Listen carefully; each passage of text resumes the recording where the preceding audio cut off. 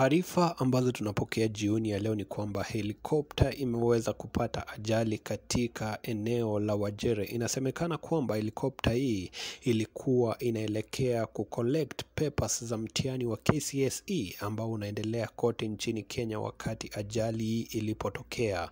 Na taarifa ambazo tunapata sasa hivi ni kwamba watu watatu wameweza kujeruhiwa katika ajali hii, na sisi kama Victim Post tunaendelea kufuatilia taarifa hizi, na bila shaka updates zote utakuwa unazipokea. Unachohitaji ni kusubscribe ili wa kwanza kupokea taarifa zetu pindi tunavyozi upload, au sio?